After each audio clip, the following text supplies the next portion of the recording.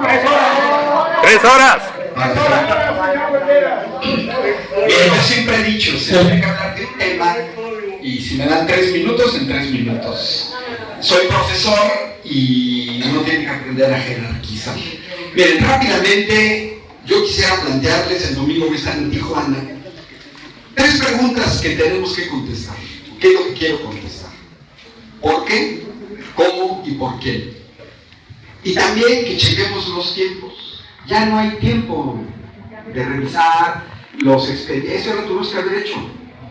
La campaña termina el 28 de mayo y la votación es el 1 de junio. Hoy es 23 de mayo. Es en una semana.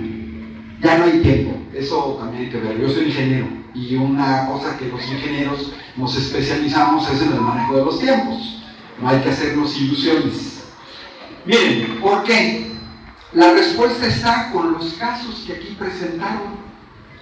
Por eso, y antes de que se me pase, yo vine desde Querétaro a recoger este libro que el autor de Ensenada está ahí atrás y que se los recomiendo.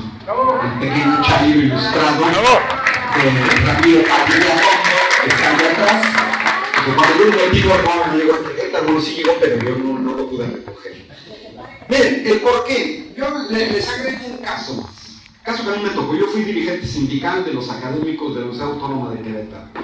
Y es verdaderamente patético cuando en horas de trabajo, en un bachillerato, un profesor intenta violar a 2 alumnas con testigos en horario de trabajo, 10 de la mañana, y queda libre por los jueces, por un perito, psicólogo, ya estando en la cárcel. O verdaderamente patético ver en el Estado de México cuando un juez libera a un pederasta que intentó violar a una niña de 4 años y lo libera porque la niña de 4 años fue incapaz de dar la dirección exacta donde se intentó la violación y la hora y la fecha. Eso no es justicia. Esas son tiznaderas. Y podemos juntar una multiplicidad de casos y yo me cuestiono, ¿cuál carrera judicial? Yo lo primero que me espero de un juez es que aplique la etimología de donde viene juez. Es justicia. Y una realidad es que en este país la justicia no es igual, por lo que acaban de decir. Porque ahorita le acabo de preguntar a una ex magistrada cómo es que hacían las tranzas. No les voy a decir ni la ciudad ni nada porque me pidió que no lo dijera. Pero hay jueces que tienen casas en donde la gente tiene que ir a depositar dinero en efectivo como si fuera narco para que las sentencias salgan a su favor. Y le estoy hablando de gente que presume de tener doctorado en Derecho y carrera magisterial. Pues qué vergüenza, porque ya se les olvidó qué es la justicia. Por eso urge una reforma judicial, porque como diría Shakespeare, huele a podrido en Dinamarca, y huele a podrido en Ensenada, como en Querétaro, como en Chetumal. Yo soy científico, trabajé a nivel internacional, yo no me chupo el dedo. ¿Cómo es posible que me hablen de carrera judicial cuando el 40% de los trabajadores del Poder Judicial tienen a un familiar trabajando ahí? Cuando un juez en Durango tiene 17 familiares trabajando ahí. Mamá, papá, hijos, concuños, amantes, el amante del amante, el sobrino. ¿Qué genéticamente esas familias están dotadas para entrar en la carrera judicial? Falso. Todos los que hemos tenido que ver con cuestiones de jueces, sabemos que estos tipos dicen, quiero que venga para acá, venga para acá, se ponen la forma por encima del contenido. ¿Quieren que caiga para este lado? Cae para este lado. Eso es lo que nosotros hemos sufrido del Poder Judicial. Y todos hemos sido víctimas del Poder Judicial. A nivel individual, a nivel colectivo, como los pescadores, como ejidatarios que han sido despojados, ejidatarios que después de 20 años de haber ganado en amparos, no se aplican para esperar que la gente se muera. Como jueces que avalan quitarle a la gente sus propiedades, porque llega un machuchón que quiere esos terrenos. Eso es lo que hemos vivido en este país. Y hemos vivido en este país violaciones abiertas de la Constitución por parte de los integrantes de la Suprema Corte de Justicia de la Nación, que ganan más que el presidente de la República y que les vale gorro y se pasan la ley por el arco del triunfo. ¿Cómo le vamos a hacer caso a un poder judicial si la cúpula está podrida? Yo luché contra la reforma a la ley del ISSSTE, soy trabajador federal, y nos la aplicaron de manera retroactiva, a pesar del artículo 14 constitucional, que dice que a ninguna persona se le puede aplicar de manera retroactiva. Y estos tipos de carrera judicial con doctorado se inventan que eran derechos latentes, que mientras no los ejercieras, entonces no era un derecho. Pues entonces no es un derecho. Ah, pero ahorita están de chillones. ¿Y qué pasó? Yo vivo cerca de los juzgados federales en Querétaro. Hicieron una huelga, y como dirigente sindical les digo, totalmente atípica. Es la única huelga en el mundo que he visto que le siguen pagando. No, pues así yo me he hecho una huelga de 100 años, ¿eh? Si me van a estar pagando 100 años. Pero también los vi. Cero solidaridad del pueblo mexicano. Ni las moscas se paraban en sus plantones afuera de los palacios del Poder Judicial en todo México. Porque no ha habido empatía. Porque nos han tratado mal. Muy mal.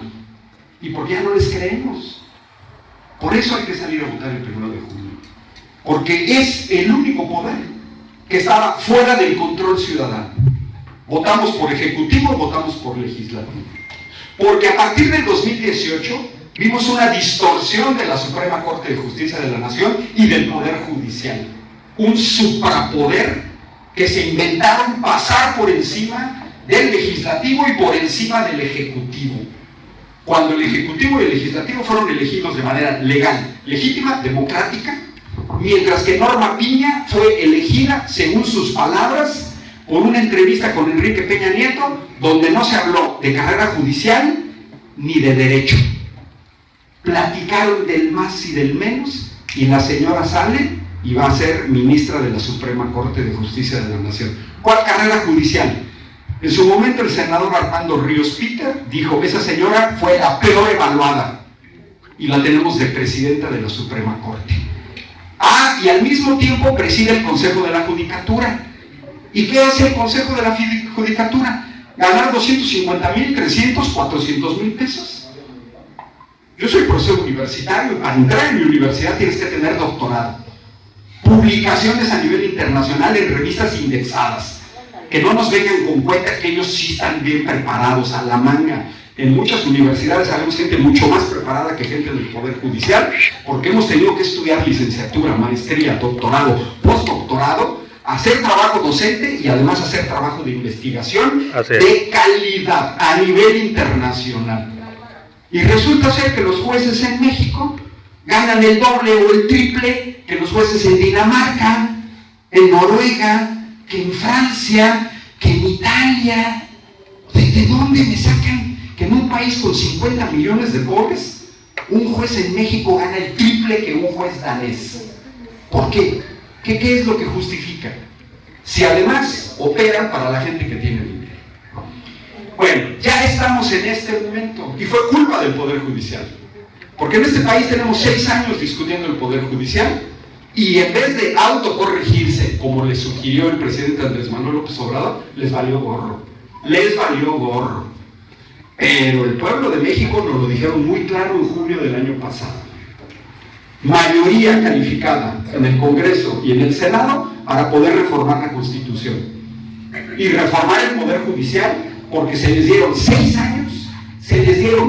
años para que se autorreformaran, para que dentro del Poder Judicial ellos mismos dijeran: conocemos el sistema, los rezagos, las jueces, etcétera, penal, administrativo, laboral, vamos a reformarnos. No lo hicieron.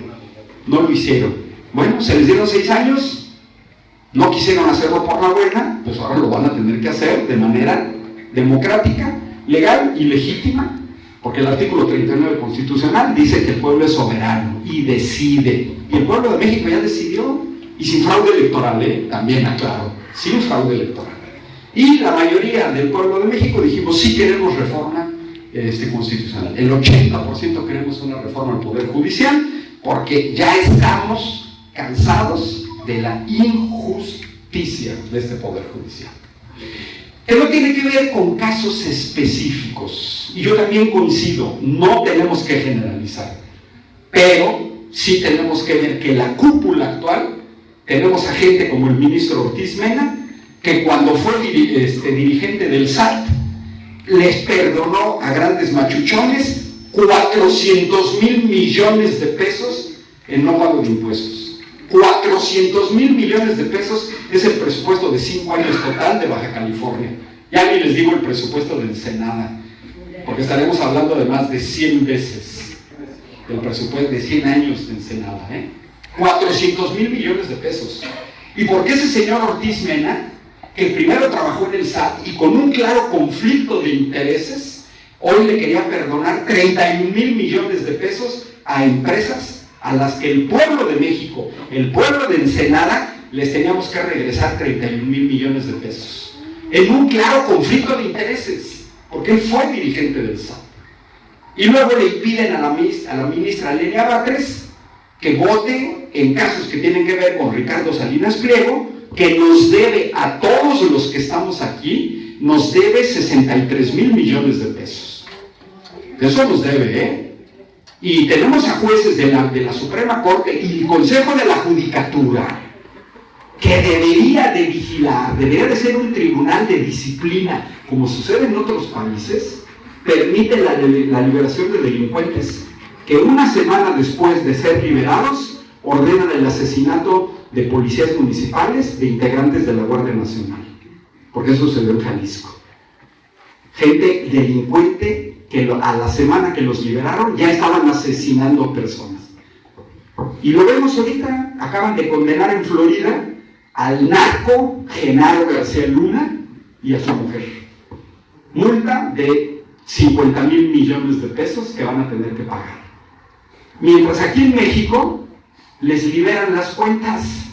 Y mientras aquí en México la señora Norma Piña contrata a exfuncionarios colaboradores de primer nivel del narco Genaro García Luna.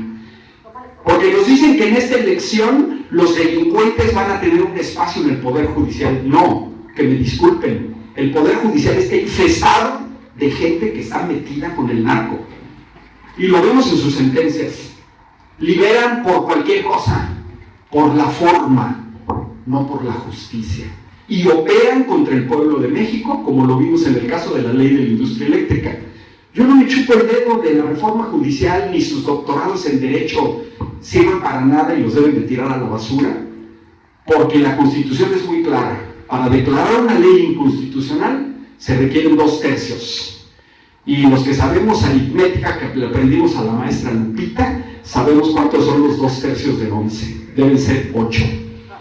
Yo estaba en la Ciudad de México en un foro sobre la ley de la industria eléctrica. Intentan declarar inconstitucional la ley de la industria eléctrica y solamente tienen 7 votos. Todos gritamos de contentos. La ley pasó, no es inconstitucional. No, a la manga. Meses después, un integrante la declara inconstitucional. Uno. Y entonces, ¿dónde está la ley que dice que se requieren 2/3? Y lo acabamos de ver de manera patética. La señora Norma Piña queriendo cambiar sobre la marcha, que bastaban 6 votos de los 11, mayoría simple. Oye, no marchen. Esa es la gente de carrera judicial. Esa es la gente con doctorado en Derecho, que quiere cambiar la jugada a la mera hora.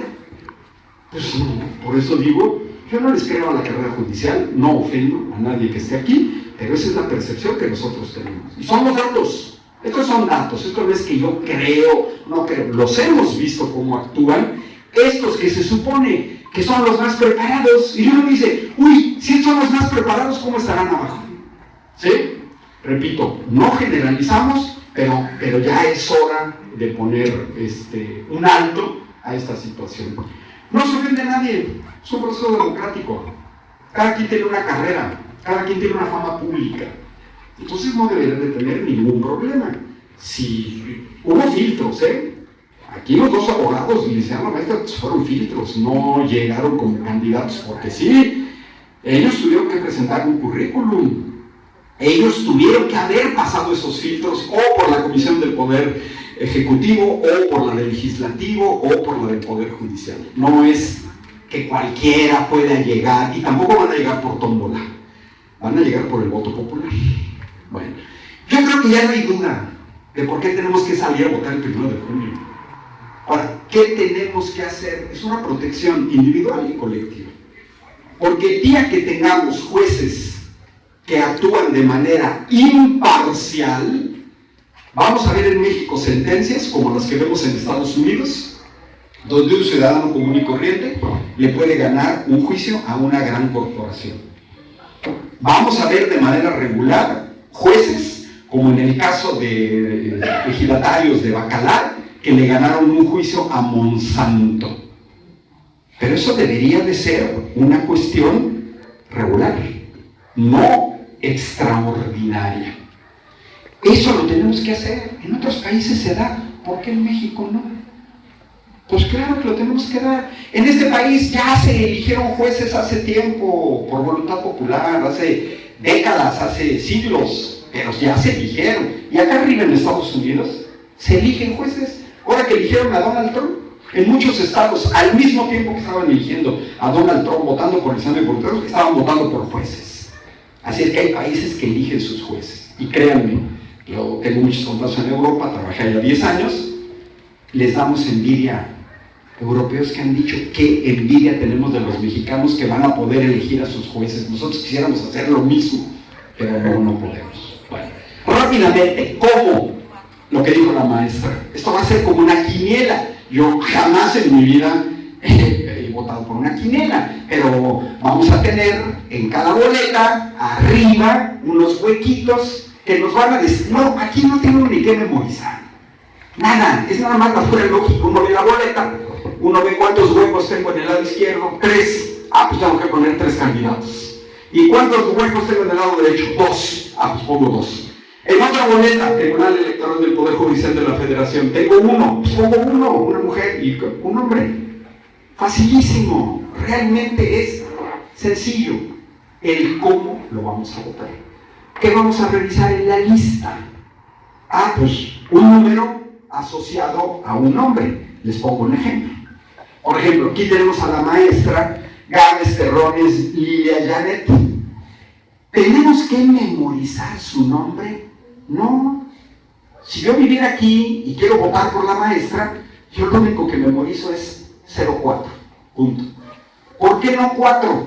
Porque si no le pongo el 04, alguien le puede poner un 1 y ya no voté por el 4, sino por el 14. Y si son más, le pueden poner un 2 y ya votamos por el 24. Entonces, ¿qué tenemos que hacer?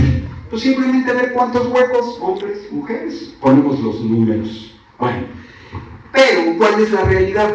Son tantos candidatos que ahorita por acá vi que decían la línea, las listas, mi celular está lleno de listas.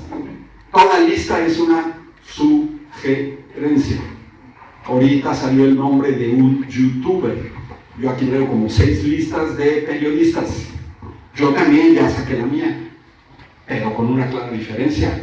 No es personal, no es de creencias, es una lista colectiva que la trabajamos durante semanas a nivel nacional, de Baja California a Quintana Roo y de Chiapas a Tamaulipas, en discusiones, en entrevistas, en revisión de currículums. Les voy a poner un ejemplo, nada más, es un ejemplo, no es un ejemplo, de cómo también, pues, ya no hay tiempo, pero de lo que uno pudiera haber hecho en una lista.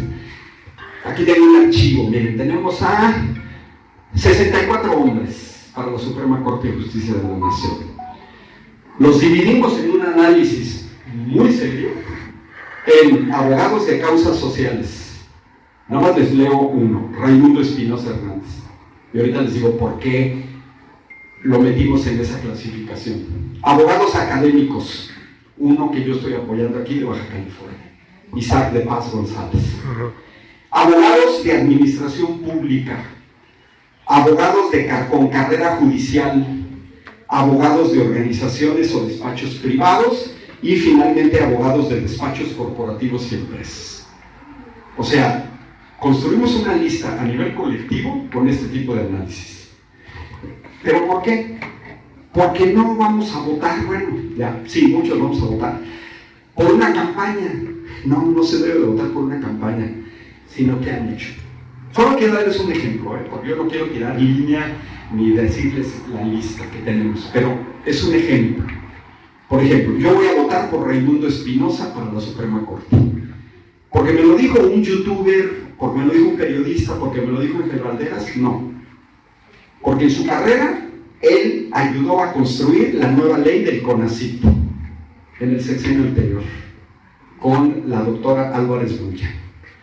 Pero más importante, él fue el que le ganó a Monsanto en favor del Consejo Indígena de Bacalar, porque es un abogado que ayudó a comunidades indígenas en contra de TransCanadá para un gasoducto Tuxpan-Tula. No sé si me explico, no estamos eligiendo a alguien que conocimos en la campaña, sino a alguien que ya demostró en su trabajo de qué lado está. Eso es muy relevante. Ya no va a haber tiempo, pero lo dijo muy bien la maestra Lilia. Miren, es un proceso inédito. Siempre que es un primer proceso va a haber errores. Eso ni nos debe de preocupar. De que va a haber errores. Miren, vamos a preocuparnos de arriba para abajo. Vamos a tratar de llegar lo más posible, de poner en la Suprema Corte de Justicia de la Nación a las y los mejores. Luego vámonos al Tribunal de Disciplina Judicial, porque son los que deben vigilar el trabajo de los jueces. Aquí lo dijo muy bien el licenciado Jesús Reynoso, el caso que presenta el señor, el caso que presenta Nayar. Oye, si hay un juez que está actuando mal, bueno, tenemos que tener la confianza de un tribunal de disciplina que le digamos, oye, este juez usó el delito de prevaricación, o usó información confidencial, o recibió sobornos, etc.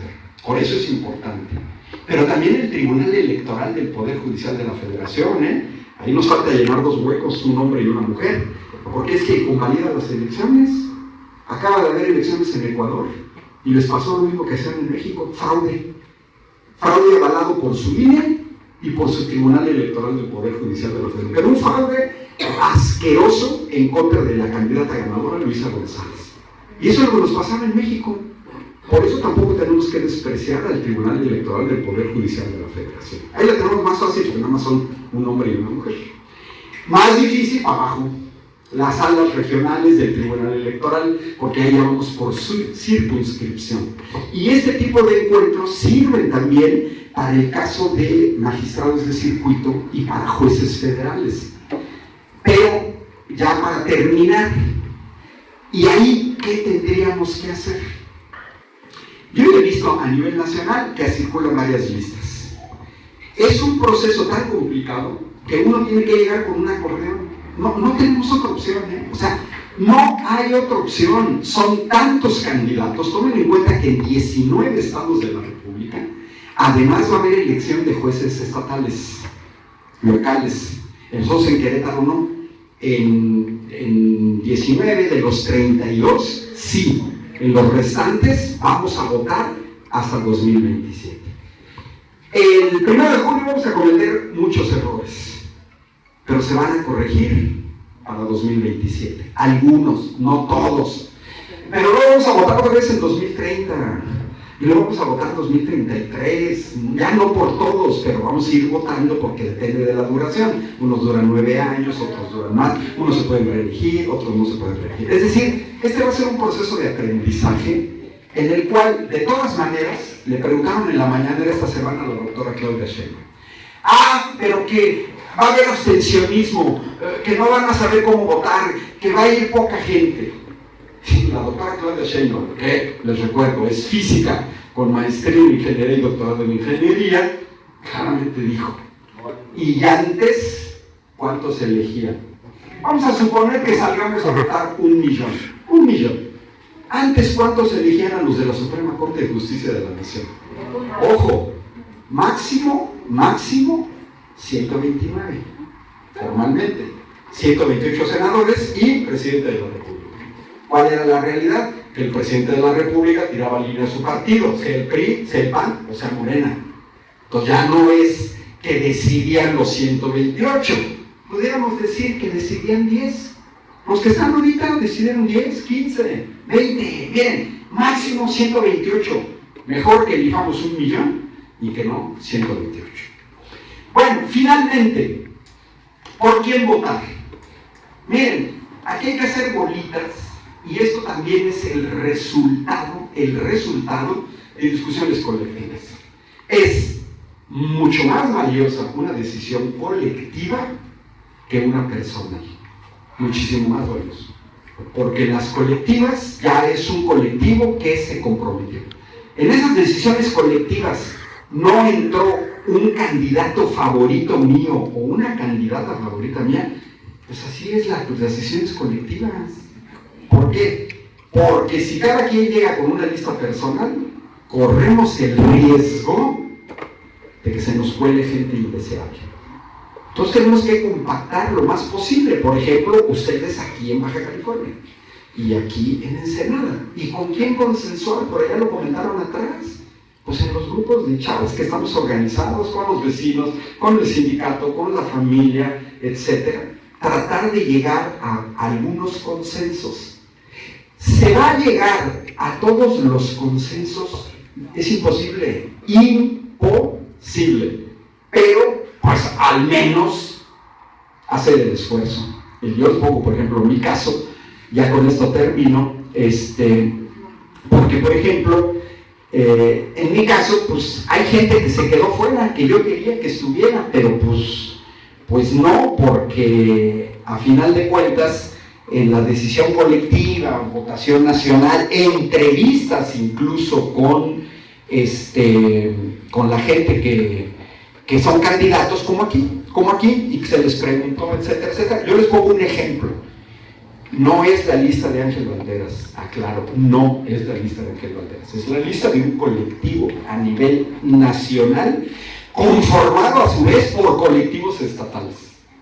Y se construyó después, prácticamente desde que empezaron las campañas, O sea, se buscó, así como ustedes invitaron al licenciado y a la maestra, nosotros se invitó a los que se pudo. Y se tuvieron entrevistas por Zoom, ¿no? Es un ejemplo, repito, es un ejemplo. Por ejemplo, me gustó que allá atrás dieran una lista para que se den cuenta en esto. Por ejemplo, mujeres, Lenia Batres, con un acuerdo, todos a votar por Lenia Batres. ¿Por qué? Porque quien saque más votos quede en la presidencia. Y muchos le estamos apostando a que Lenia quede como presidenta. O sea, es como que la que todos tenemos que votar. En acuerdo acá. No lo estoy incluyendo ustedes, es el acuerdo acá. Bueno, Lenia Batres, número 2. Bueno, y además, ¿por qué? A ver, muy rápidamente, ¿por qué Lenia Batres? ¿Sí? No es de Morena. No es de Morena. Yo repito, aquí estoy como profesor universitario de la Facultad de Ingeniería de la Universidad Autónoma de Querétaro, ¿no? Pero déjenme decir por qué. Es 03. No, pero miren, a ver, rápidamente. Hemos visto ya en la Suprema Corte de Justicia de la Nación las decisiones. La persona que se retiró se está quejando de la forma de actuar de los jueces. Los millones de mexicanos nos quejamos de la manera de actuar de la Suprema Corte de Justicia de la Nación. Y tiene todo derecho de retirarse, pensar que es una cuestión partidista. Esto está encima de los partidos. La violación de la Constitución no depende de un partido político. Correcto. El actuar corrupto de los jueces tampoco depende de un partido político. Bueno, Lenia Batres. María Estela Ríos fue la abogada de Andrés Manuel López Obrador en el desafuero. Natalia Telles, colaboradora de Raquel Buenrostro en la cuestión anticorrupción. Ana María Ibarra, de Jalisco, que viene de una familia de izquierda, que Ana María ha trabajado toda su vida a favor de causas sociales. Y lo mismo Selene Cruz, de Baja.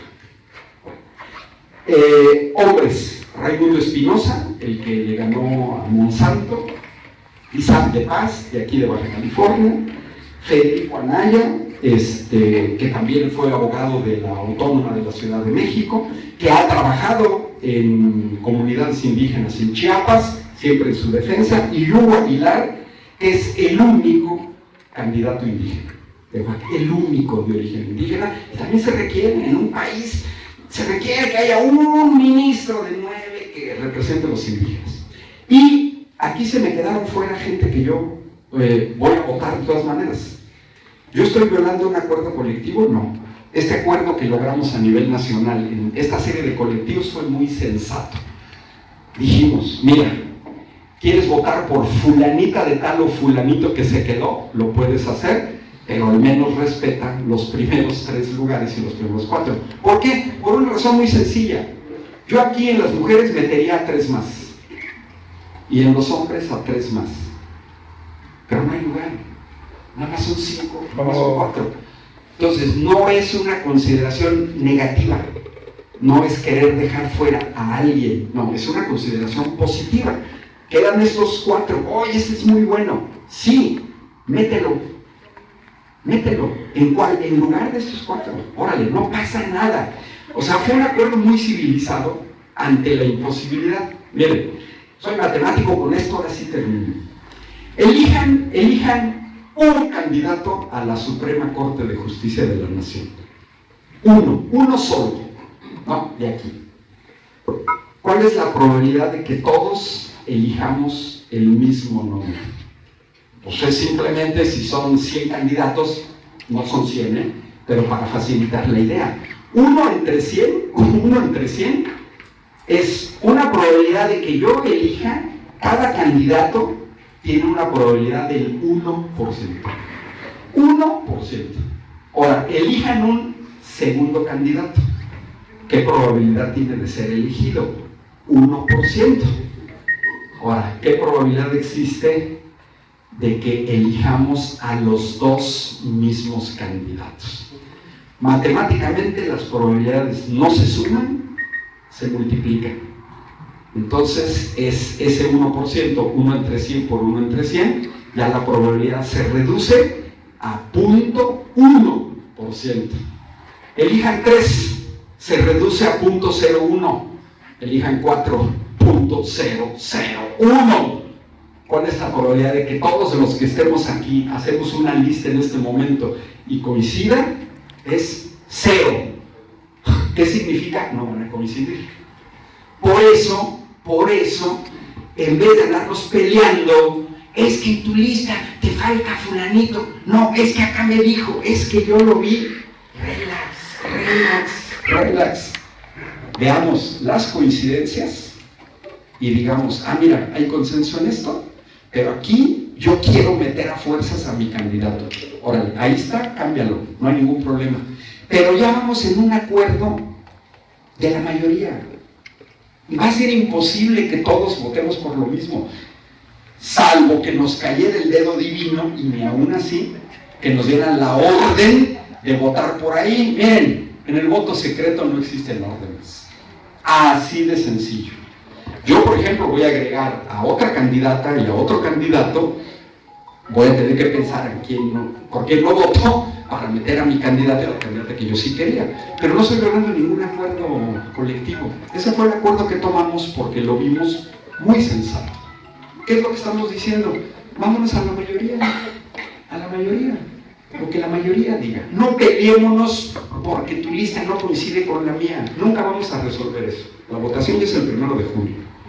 Más bien veamos y digamos, mira, qué padre que aquí coincidimos, me queda este hueco, aquí yo meto para el que sea y aquí meto el que sea, y promuevo que otros lo hagan.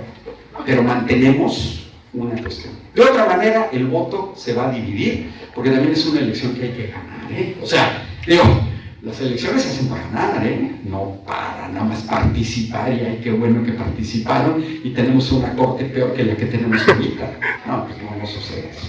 Bueno, espero haberme dado a explicar cuál es la situación, y todos podemos opinar sobre esto.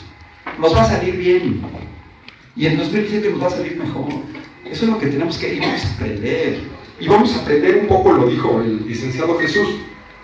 Entendemos que el agente del Poder Judicial no se anda haciendo promoción como si los diputados y los regidores, y que se sacan la foto y que hacen esto, hoy resolví esta sentencia, y eso. Pues yo lo entendemos, los vamos a tener que ir conociendo poco a poco. Pero no queramos correr antes de caminar. No vamos a conocer a todos ni a todas, y vamos a tener dificultad más para los locales que para los nacionales. Bueno, muchas gracias.